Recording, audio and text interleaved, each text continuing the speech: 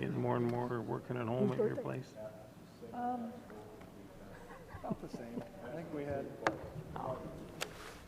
35 cars there today. My son, I saw 2 other people today. Just visibly saw them. Didn't see anybody else.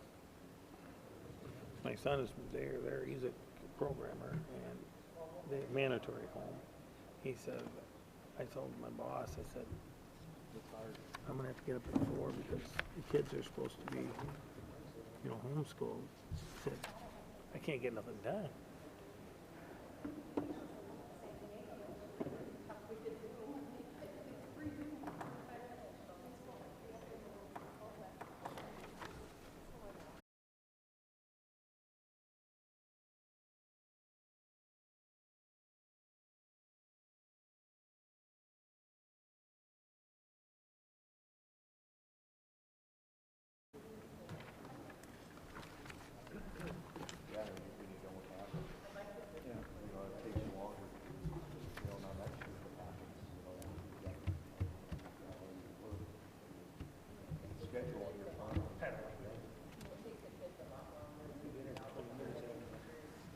Right.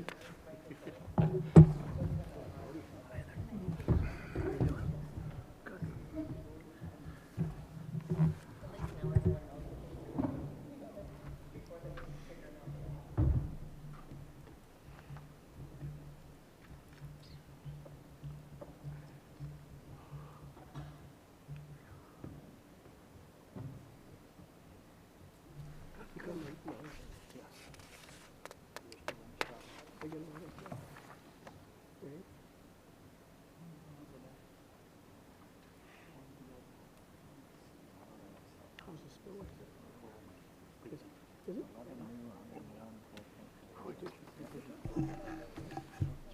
11 new, 101, 12.2.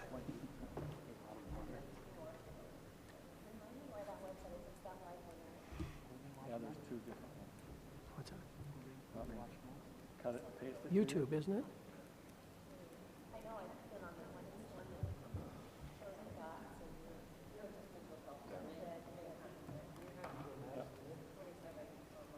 Oh, that's good.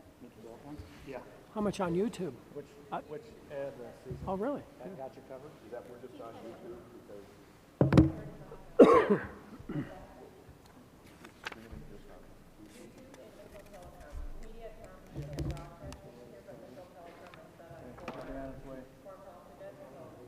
Got to go around the world. And start with the Pledge of Allegiance. I pledge allegiance to the flag of the United States of America and to the republic for which it stands, one nation under God, indivisible, with liberty and justice for all. Roll call, please. Dosher. McCardle. Barrington. Here. Allen. Here. Charks. Here. Smith. Here. Sabers. Here. Rice. Here. Okay, we have a quorum. All right, second reading on Ordinance 020-2004, an emergency ordinance to address a public health crisis by implementing certain measures which have been deemed necessary to slow the community spread of coronavirus COVID-19. Mr. Johnson, you want to start? All right, well, I don't have anything new from the first reading. Again, the ordinance is more focused on restaurants, bars, recreation facilities, event hall type locations, typically where you'd see those larger crowds gathering. So I'll just open it straight up for questions in public.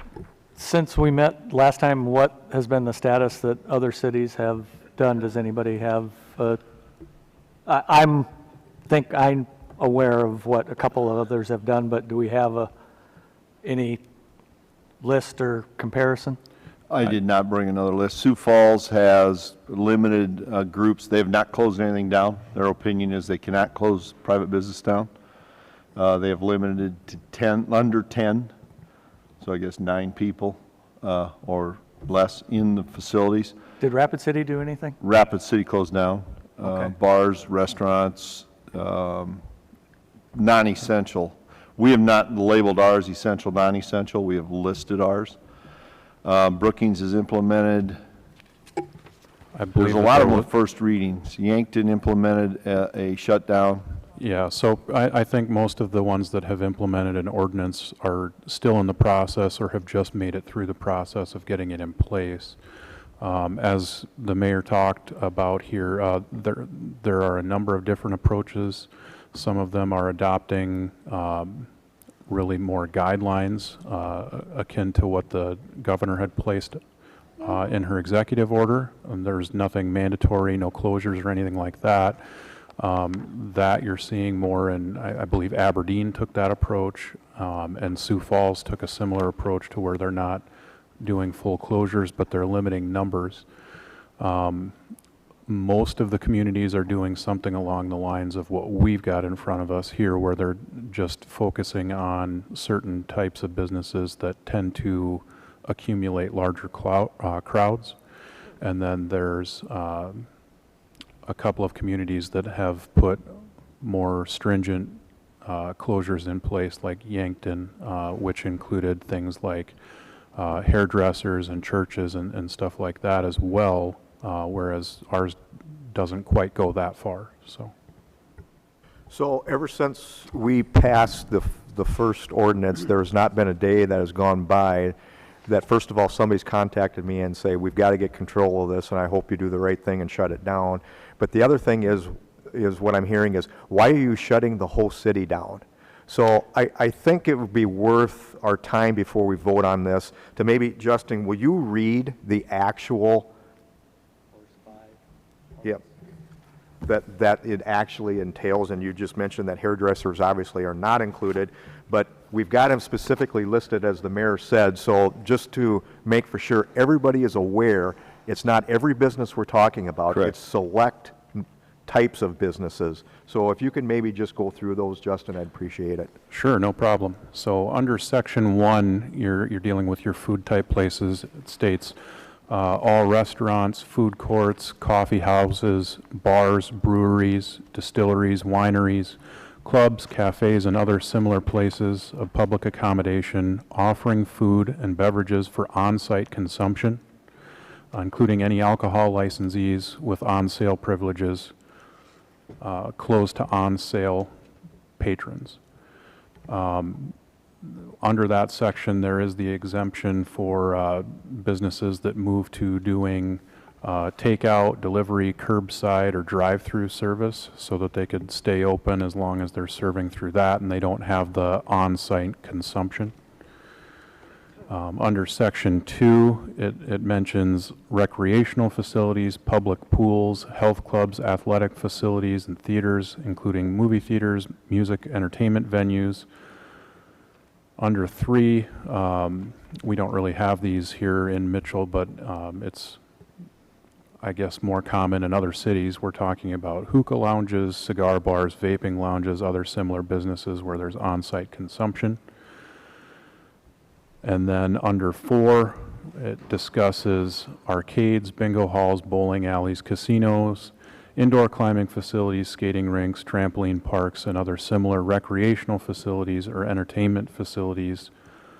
And then there are a number of businesses that are specifically exempted as well, so we can quick go through those. We're talking about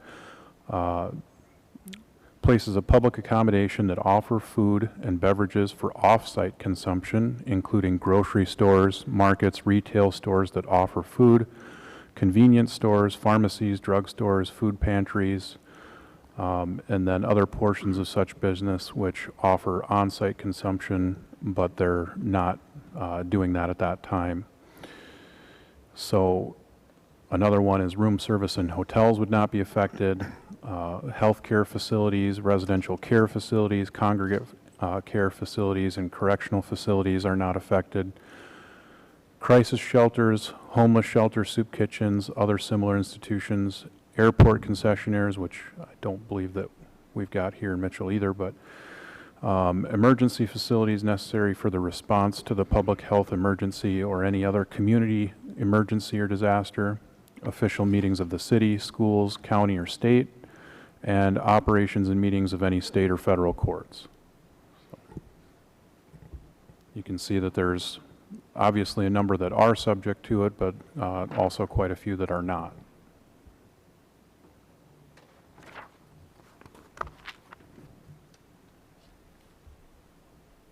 I had a call about 4:30, Justin, and it said C stores, gas stations, convenience stores. They would not.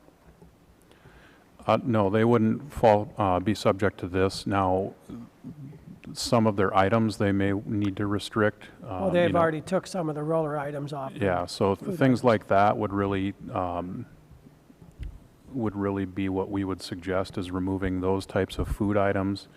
But, really the ready food, Sure. the bag stuff and things like that, that's not something that we'd be concerned about. Thank you.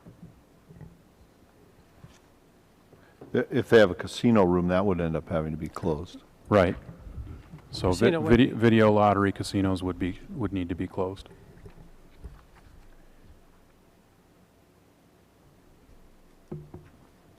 I talked to a guy today, he's a friend of mine, he's the sheriff in Beetle County, and I asked him how this was affecting Beetle County, which they're living the nightmare as we speak. And he said if they wouldn't have done what they've done, he thinks they probably have 3 or 4 times as many people that would be infected with the virus right now. He said what they're doing right now, since they implemented this, that it's slowed down in Beetle County, and he thinks that if they wouldn't have, he said it would be a lot worse than it is right now, and it's bad up there right now. He said he suggested every town in the state just shut things down. That was his opinion.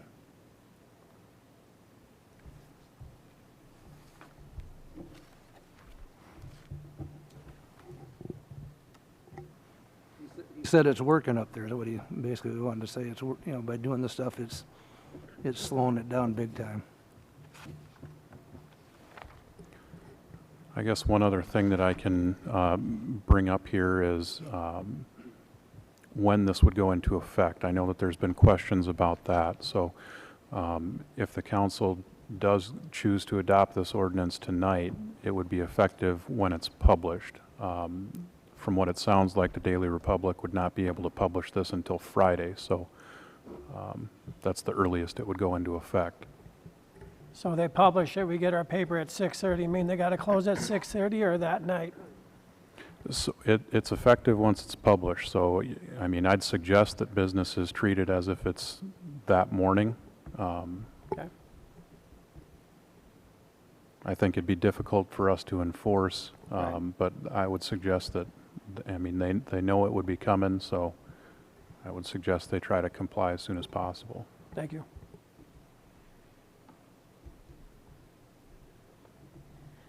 Well, knowing that there's probably going to still be some more discussion, I'll go ahead and move approval on second reading. Okay, we have a motion by Mrs. Charks, Second. second by Mr. Rice. All right, further discussion.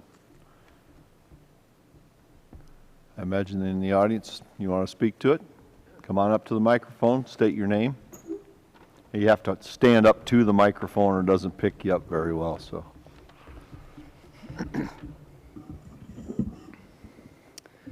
Good evening. Tom Clark, Regional President with Avera Queen of Peace.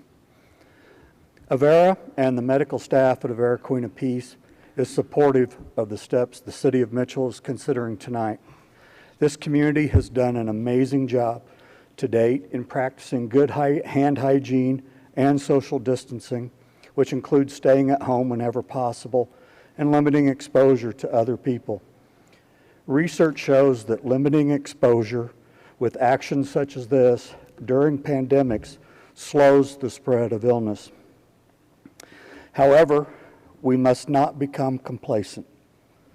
Modeling from the state and within Avera shows that the peak for this pandemic in South Dakota is still possibly weeks away. But we have a chance to write how this story ends for Mitchell.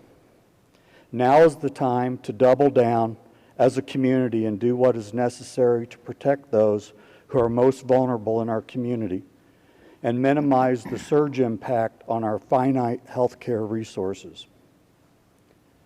Not too far to our north is Huron, a community that has seen At last count, at least 20 positive cases.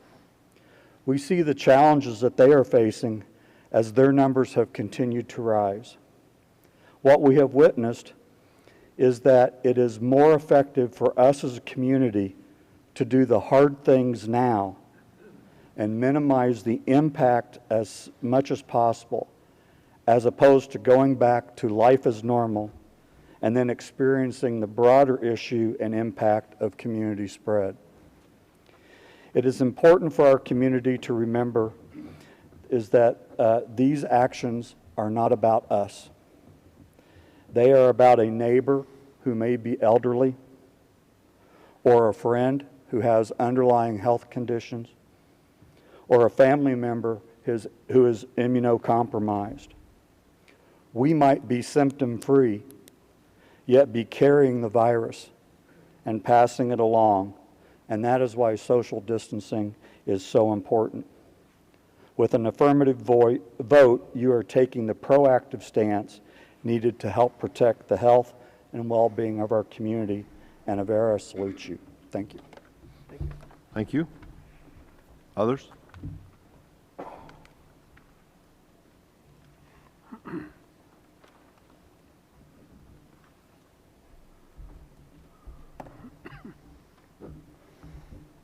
Excuse me, Jason Bates, Big Dummy's Bar. I think people are already taking a proactive choice. If I'm not correct, we've not had one case since last time we met last week. Is that correct? Correct. Okay, so obviously people are already taking, a stand against it. And, to compare Mitchell to Huron, they kept rising and rising. They needed to do something. I'm not saying that there's not a point where we may have to do something, but I don't think that we're there yet. All the businesses that were still open in last week and not one new case. So I don't think there's just cause to start shutting the town down when, people are obviously taking initiative and washing their hands and being more conscious of their hygiene. So, how do you justify closing everybody down with not a single new case? So, and I also read an article that this last week, more people committed suicide in Tennessee than died from the coronavirus there. So, I mean, which is better? Which side's going to do more damage? So I guess I just wanted to think about that. Thank you.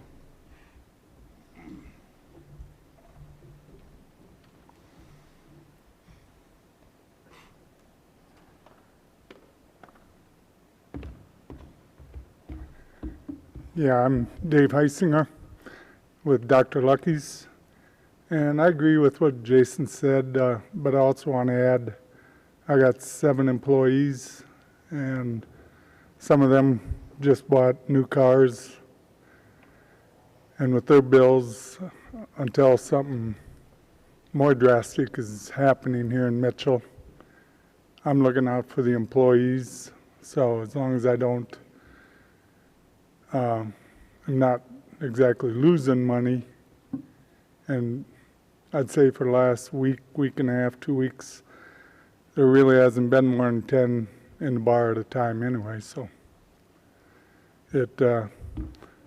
I'd just soon wait until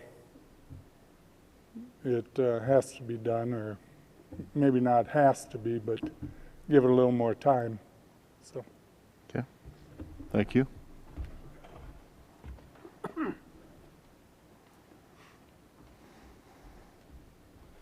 Sorry, I forgot to say something. Just so you know that don't think that I'm not taking this seriously. I've canceled dart tournaments, all my bands. I'm not going out of my way to try to draw large crowds of people. I'm just, just would like to operate my day-to-day business. So I am taking it seriously, and I've canceled every event that I had, which was 4 of them in April, and May is kind of, we'll see what happens, but. So I am taking it seriously. I just don't think we're there yet. Okay, thank you.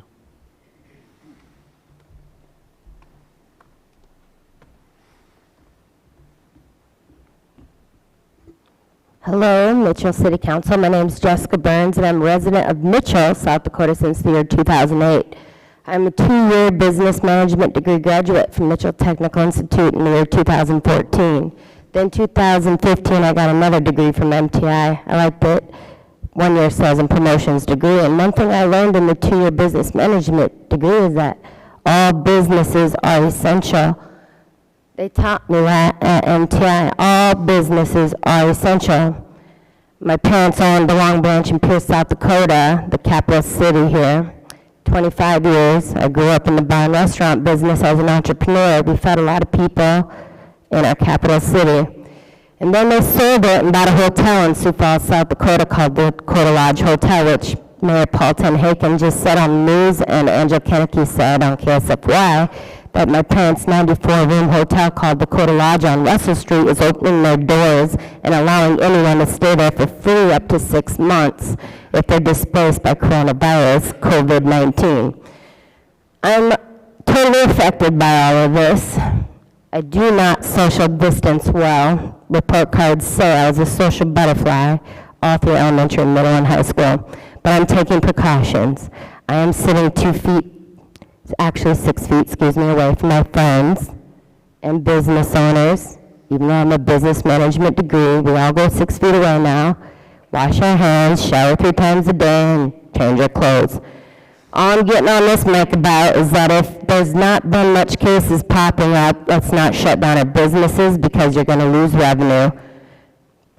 I filed my taxes, still waiting on the return. They're not working. We're not getting our income tax for the jobs we worked last year just yet. Yeah, I'm affected. Yeah, I'm upset, but I'll continue to social distance 6 feet or more away and wash hands and be all clean, just so you know.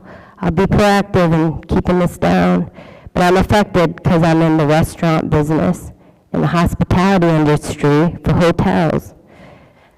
Don't shut us down. They're essential businesses. Thank you. Thank you.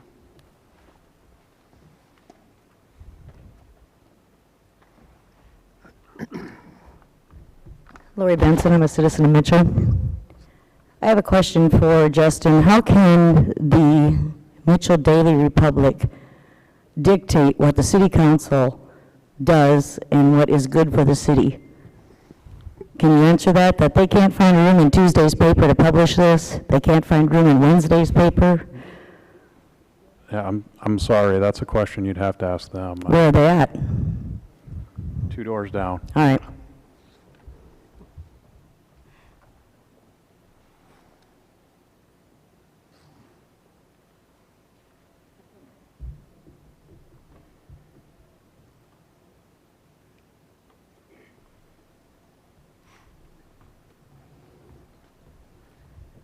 Hello, ladies and gentlemen. I'm Samantha down at Mitchell Iron. I'm more or less here for looking for a little bit more clarification on your list of businesses. Being that we are ag industrial town, how does that classify for businesses like mine as Mitchell Iron? O'Reilly's, Case, John Deere. You would not be affected based on this ordinance. Okay, just wanted to clarify. We do recommend you use social distancing as you get customers coming in. Okay, just wanted to clarify. Thank you. Mm-hmm.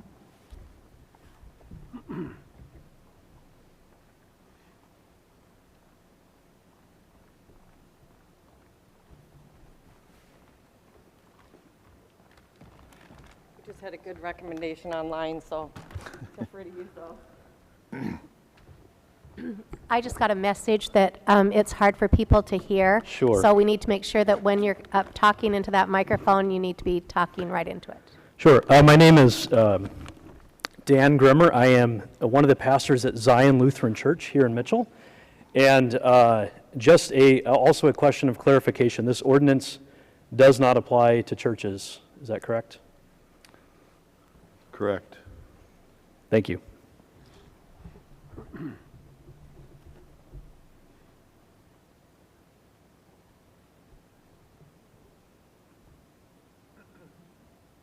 Anybody else wish to speak?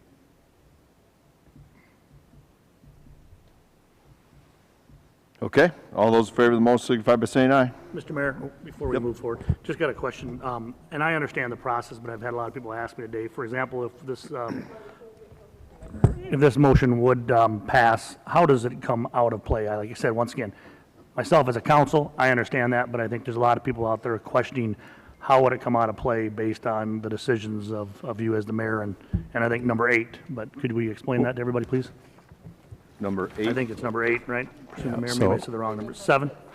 Oh, Correct. Yeah, how do we repeal the ordinance? Yes, I can answer that question for you, Yeah, Marty. there you go, Justin. Yeah, I know what it is, but I think a lot of people in the public would like to Yep. know that answer too. No problem. I can walk through that quick. So I built in some flexibility. Basically, this ordinance stays in place until it's repealed. Now, to try to make that process a little bit more convenient and try to recognizing the state law requirements that there are to repeal an ordinance, I built in language that would allow the mayor to suspend the ordinance immediately and bring it back to council for them to make the determination on whether to repeal the ordinance or not. So we don't have any set criteria on when that might take place, but once the mayor decides that it's time for the ordinance to be repealed, it can come back to council and it goes out of effect right away while the council's making the decision on it, whether it should be repealed or whether it should continue in effect. And of course, if something changes, the council can always request that it come back to the council as well. But the way that it sits, it's designed for the mayor to be able to suspend it immediately and then for it to come back to council to go through the process. Now, that's no easy decision either, because the expected peak time is late May for this in our state, through South Dakota Department of Health. So there's going to have to be a lot of... Go ahead. When you're done, I have a couple. Oh, okay. There's going to have to be a lot of watching of data and figuring out what's going on before we're going to repeal this thing. So it's not just a simple 7-day, 10-day, 2-week thing. This is going to be a shutdown for an extended period. So I have a couple of questions that have come to me. The first one is, why not churches, since that's a place of gathering? And the second one, I've had 2 people ask about daycares. Well, first of all, the churches have shut themselves down so far. I mean, every church in the city, I believe, has canceled services. Am I not right, Reverend? So they took it on themselves to close down, and my understanding is their intent is to be there and be off services in the peak of Christianity, quite frankly, with Easter being, what, a week, 2 weeks away. They've taken upon themselves to not hold services or mass until they see an end to this thing. So that is part of the reason they're not in this. And then the other question that came across was regarding daycares, and if we have any concerns about daycares. I had 2 people just simultaneously ask that question. Yeah, all I can say is that they're not currently included. That could be a decision that comes down the road or something like that, but it's not something that's currently included. And I think I might add to that I think it needs to be something that each daycare provider decides on their own, and I've talked to a few of them, and I know that some of them have measures in place to prevent anyone coming into their homes, and they have a different protocol that they've established. And I think that that's got to be one of the things that, as a daycare provider, you'll need to just take responsibility for that and decide what's going to be best for the kids that you're taking care of and for your own family and for your own health. So. You got more, Stephanie? Okay, all right. Mr. Barrington, we got you answered, or? Yeah. Okay. Okay. Anything further? Somebody else coming.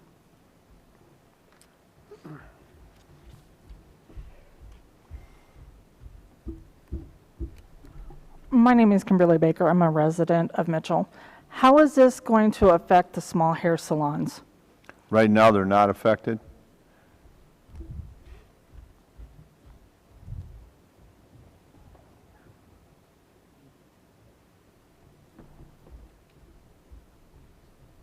Hi, Trish Bates, Hollywood Style. I just have a couple of questions. One, I have a salon in Sioux Falls as well and a salon in Mitchell. And I have my salon in Sioux Falls is shut down and my salon in Mitchell is still open. So I'm kind of on the fence on both ends. I don't have a way one way or the other. But in Sioux Falls, when they've seen the spread, and the reason we kind of shut down is because there has been the spread, and we did all the, like less than 10 people and all of that stuff inside the salon. Do you feel like, that's what they're doing in Sioux Falls with a larger number than we are. I feel like being able to, as a salon, we're kind of taking your action too because you're not giving us any guidance, so we're trying to do it in the right way. But keeping the numbers minimum is going to do a good job of keeping the spread down rather than just shutting down a few businesses here and there.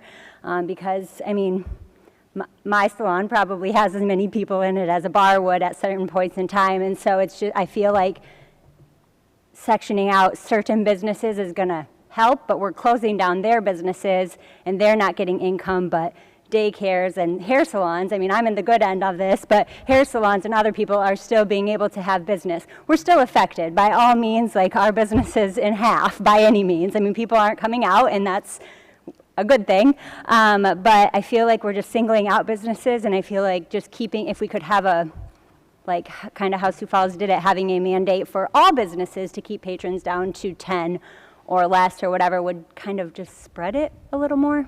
I guess that's kind of my opinion on it. It just seems like I don't know the spread if you're just going to cut down certain businesses. And a lot of the businesses that are in that have, already taken action to I do think what we're something. looking for is the businesses that remain open to use good social distancing, keep people separated, use your common sense as far as how many people you should have in there. Right. If we see things progressing, we're obviously going to probably close more businesses. Right. But right now, we were one of the first cities to have the coronavirus, and we're not seeing spread yet. Will we? Most likely. Yeah. Do you want us to shut you down? No, I don't.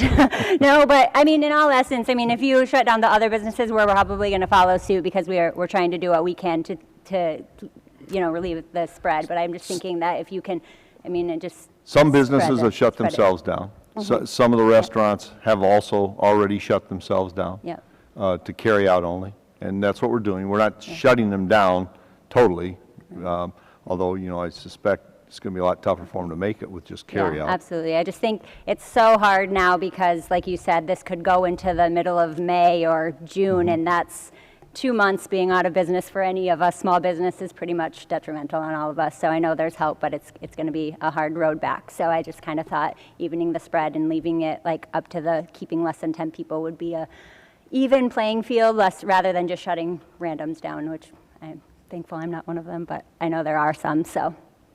Thank you.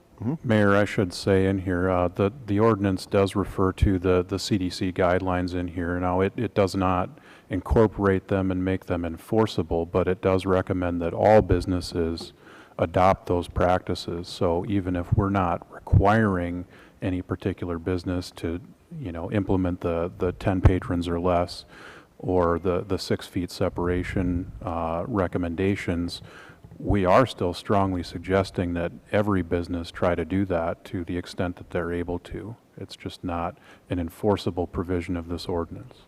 Correct. And we have sent out to the manufacturing people the recommendation that they screen employees as they enter the business or enter the workplace that day or every day.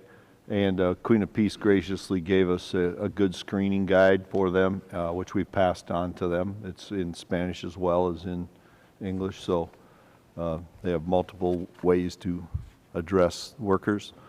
Hopefully they're following that. Mr. Mayor, when you started out your opening comments of saying Sioux Falls is not allowed to close businesses down, is that because they are home ruled and under a different charter? That is their opinion from their attorneys, so, much like the governor. The governor's opinion is she can't shut private businesses down either. But you want cities to do it.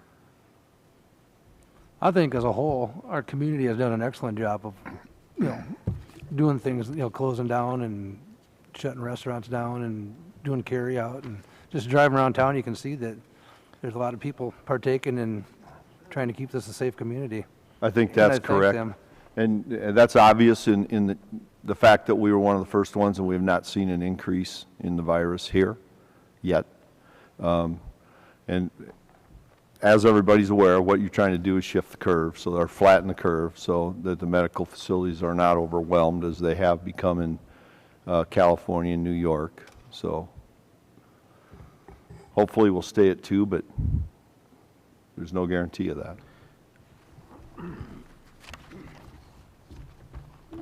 Hi, Kim Vilhauer, business owner in Mitchell. I just have one question, and I agree with pretty much everything everybody said. Every business is an essential business, but so is my family, so are my friends, and so are my customers. I don't know what the right thing is to do, but I think we all need to be on the same path. And if we do shut down, there needs to be some control to the chains. I shouldn't have to try to go in and get some groceries and go through 300 people in the big stores. And if we do not shut down, how many cases is it going to take before something's done? And do we have to wait a week before there can be a shutdown with that? As far as an additional shutdown goes, I would imagine we would have to amend the ordinance, correct, Mr. Johnson?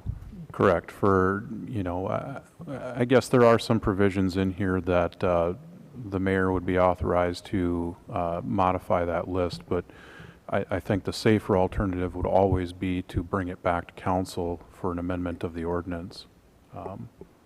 That would require first reading as well as 5 days later, second reading and adoption, correct? Yes, at this point, it would still require that. Now, I don't know how things are going to shake out in the legislature today, but there were some bills on the floor to possibly allow for that process to be expedited, but until it's passed and signed, that's the procedure. And we will hear, I will learn more about that tomorrow at 2 o'clock. We have a conference call again with South Dakota Municipal League and the mayors, big city mayors, so that we will find out how the veto day-to-day went. That's when the legislature was trying to address some of the older laws and bring them into more current status for things like this. And if they do that, it would be for the period duration of this event, as I understand it, and it could waive the time frames, the 5-day waiting period. Did you answer that? Did I state that right? The last way that I saw it, that's pretty accurate. I don't know if it's changed. I don't know what they did. We didn't get any updates before I left the office this afternoon, so. Okay. Others? Yeah, I have another question yet. And actually, I think a few of us on council were contacted by this business owner. Obviously, if it comes to the point where we pass this ordinance and then the repeal comes from you, Mr. Mayor, the question is, can you do it in levels yourself, as in, could you go to what Sioux Falls has done as the 10-person policy, or do you have to lift it fully? Can you do it in increments to sort of move us back to operation mode in full? To come out of this? Yeah. Let me defer that to my legal advice. Justin? As far as the repeal goes, it would be like ripping a Band-Aid. It's kind of an all or nothing process if the mayor is going to get involved. Is there a way to repeal the ordinance then on a tiered basis as we're coming out of it? No. That's what he's saying, it's all or yeah, nothing. so not without taking action to amend the ordinance. So if we bring it back and we develop a way to phase that, then yes, as long as the council went through the process to amend the ordinance to do that, the way it sits right now, it's an all or nothing. Sorry, just a comment. I don't think any of us know exactly the right way to do this, or when it's coming out, or when, I don't think, I think those are adjustments that can happen as they go. You guys are being asked to do something that I don't think anybody that was elected to these positions realize that they would be making these kind of decisions. Sorry, I didn't identify myself, Liz Campbell. This is such a difficult spot for the medical personnel, for the business people, the community, and I think the ultimate decision here is a medical question, and waiting till there's more cases, we're going to get overrun. I was using the analogy of this is like if it was a snowstorm, we'd all know what to do.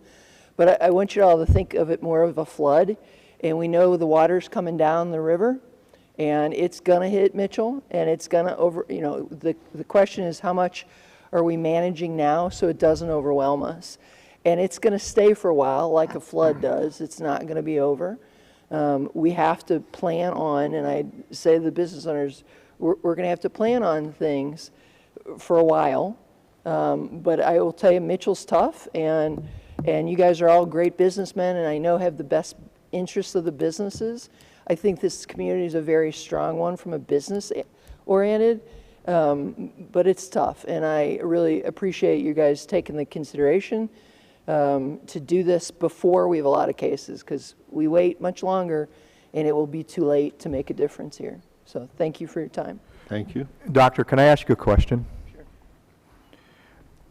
Over the weekend, I saw a medical doctor on TV, and they were talking about the transmission of this particular virus, and she said that that it's been proven, at least according to her, that at the point in time somebody sneezes or coughs, the coronavirus is then injected into the air, and it does survive for up to 2 hours. So regardless of how sterile an area that you are in, if that person and next person comes in and breathes that particular air, then they're susceptible to the virus. Is that a true statement? I'll try not to cough on Danny Allen as I'm standing here. But no, that's the difference between aerosolized and droplet that you'll hear talked about. So that droplet precautions is that can stay in the air longer. The problem with that is I may not even see somebody in that store that's sick. I'm the next person that comes in, or hospital, or the Corn Palace, and I'm walking through that again, and it's staying in there. You're more likely to get it that way than surfaces, but by far the most likely is by direct somebody coughing or sneezing on you. So that's what we know so far. Okay. Thank you. We have a lot of comments online of people asking why the city is not enacting a ban so that other people can't come into the city. I thought maybe I would just state that we can't control other people driving into the city of Mitchell, but there's been a fair amount of comments asking why the city is allowing people to still come to our community. Yeah, exactly. We don't have the authority to close the city, physically close the city. Am I correct, Mr. Johnson? Correct. I know that there are a lot of anecdotal stories, but I wanted to share one that my daughter lives in San Diego, and her best friend, a group of her relatives, a group of 9, went on a vacation together. One of them passed away last night from the coronavirus. All 9 of them that were on the vacation have tested positive for the coronavirus, but only 2 of the 9 have shown any symptoms at all. So I think that, it's hard. So I think sometimes it's hard to know if you should be tested. I think that there may be people out there that are like, gosh, I've got a little bit of a cough. I don't know, maybe I should, maybe I shouldn't, maybe I'm asymptomatic, but, who knows? So I think that we need to be cautious in assuming that we already don't have some community spreading. It's hard to say that definitively at this point. But, for the pure fact that some people can be completely without symptoms and still test positive.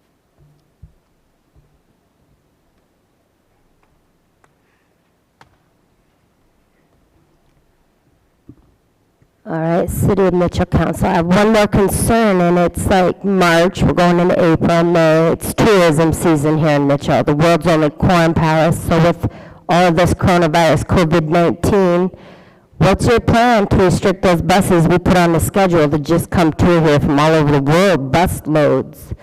What are we going to do Right here? now, we're closed. Okay, so no tours. I worked at the American by Wyndham Hotel here, and we had to cancel our March 23rd mega bus tour. It was canceled for March 23rd. They can't understand you, so be careful. Sorry, I don't think it's that you're not talking into it enough. I think it's just maybe almost. I was just wondering what the Corn House will do during tourism season for 2020. We have buses on the schedule. I worked at American by Wyndham the last 6 months, and our first tour bus by Naval Agency had to be canceled. And not only do they come here and buy our trinkets and tour and get history, they also eat in our restaurants and sleep in our hotels. And I just had to have a cancellation on a tour bus for March 23rd. Just wondering what y'all plan to do if I lost revenue. I'm open to suggestions on what to do with lost revenue. We absolutely have no idea.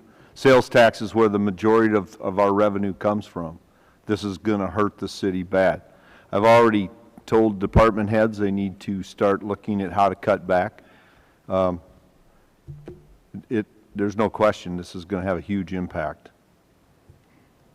I think we need to look at this, like me as a husband, a father, a friend of many people in this town, is the safety of our families and the community is what it basically comes down to me. I mean, businesses are going to suffer, yes they are, but what's more important, your business or your family? And I say my family is. I'm not on social media, but I had several people tell me today that it is confirmed, and more than likely it'll be coming out in the media at some point, but there was a death in Huron today, over the weekend. And it wasn't an elderly or a compromised person, it was a young, healthy 50-year-old mother that has left 3 children behind. And Kevin, I can appreciate your comments. Mm-hmm. Anybody else wish to address? Okay, all those in favor of the motion signify by saying aye. Aye. Opposed, nay. Motion carried. Motion to adopt ordinance 2020-04. So moved. Motion by Mr. Rice. Second. By Mr. McCardle. Yep. Mr. McCardle, further discussion? Okay, anybody else wish to address the motion or the adoption? Roll call, please. Barrington. Aye. Allen. Aye. Charks. Aye. Smith. Aye. Sabers. Aye. Rice. Aye. Dosher. McCardle. Aye. Motion carries. We're adjourned. Sure. You want to keep it? Well, I'm not.